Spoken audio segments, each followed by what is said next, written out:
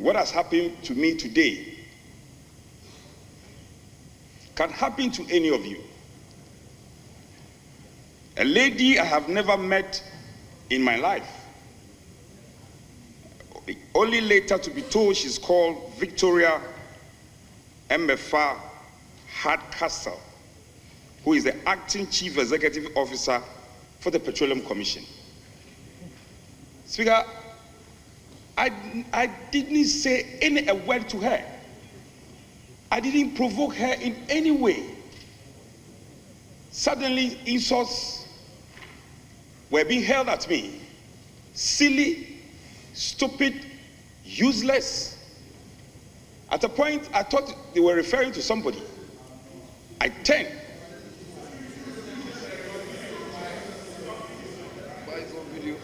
Well, if you doubt it, listen to me. When I'm done, the video is all over social media. Speaker, I felt abused. Please address me. Speaker, with the greatest of respect, I felt very abused. And there I felt, how can a man be killed in his own backyard? Even if there should be any crucifixion, the crucifixion should not be done in my own house.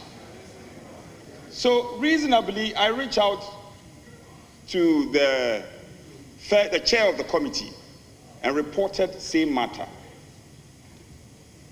Members who were present, who heard it, who witnessed it, all came to corroborate my story. I think, Speaker, I want to put this on record, that even though she passed by to render a certain lame apology, it is totally unacceptable.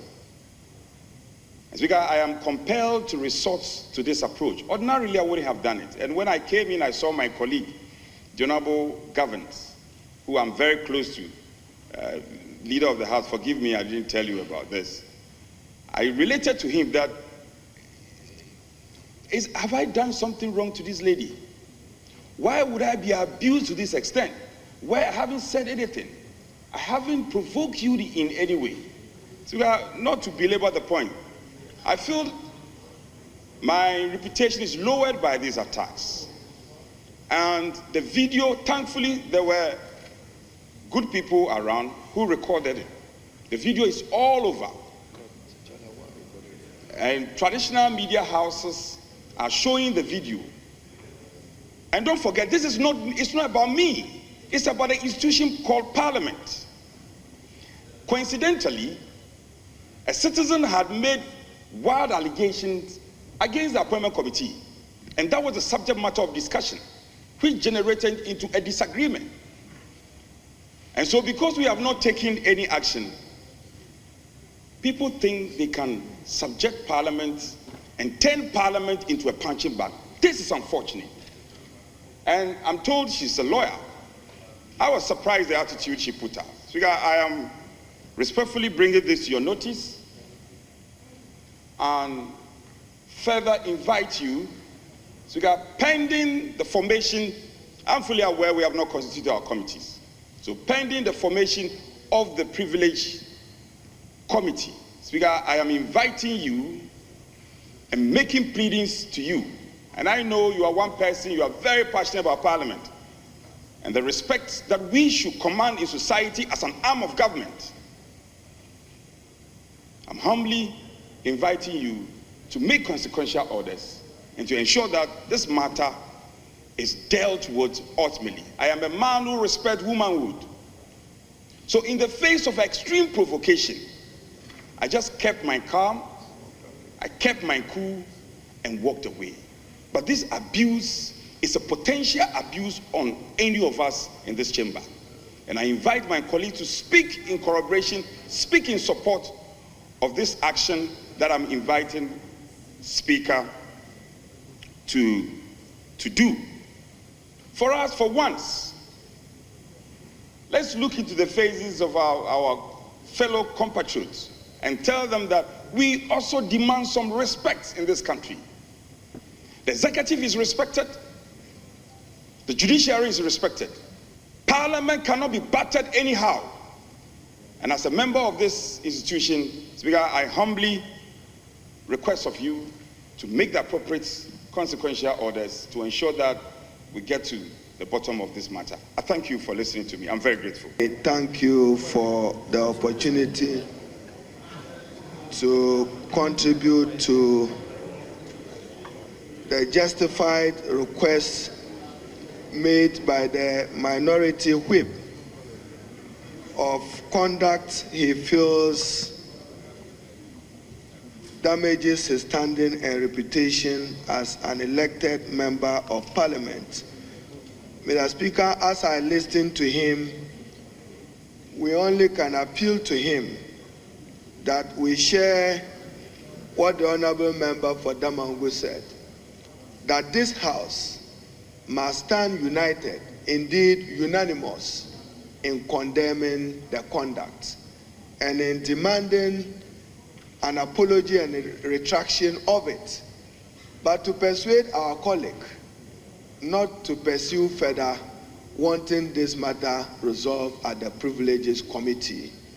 Mr. Speaker, the mention of it even on the floor of this House will send some warning to the public and non-members of this House that the Parliament of Ghana is clothed with both penal and disciplinary powers vested in it by virtue of Article 122 of the 1992 Constitution.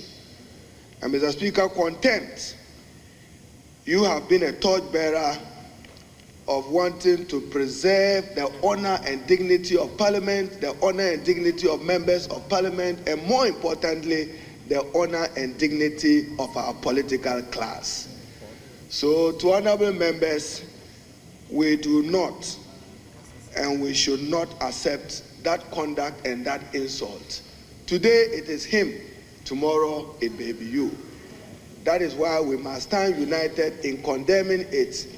But to honorable minority whip, I'm pleading with you that because it's a woman, and you know Ghanaian society and our patriarchal values, forgive her.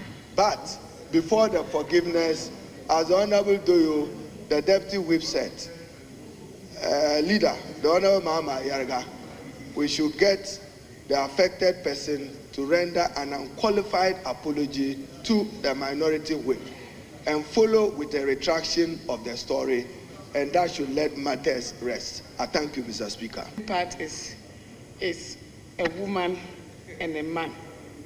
Mr. Speaker, as a leader of the women in this caucus, I will plead with our chief whip that he should leave it for me.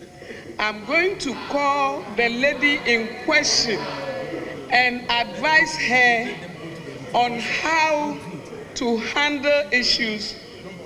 He's not a member of parliament, but she's a woman. I'm a woman, a leader of the women caucus. He should just, it's a man and a woman issue. Mr. Speaker,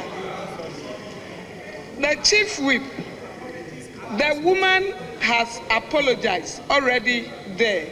So leave the rest for me as leader of the women caucus, Mr. Speaker, so that I will advise her on how to handle issues when he's in our premises in Parliament. Mr. Speaker, I'm just pleading with the chief whip that we should just leave this case so that as a women caucus we invite her and then advise her appropriately. Mr. Speaker, thank you for the opportunity.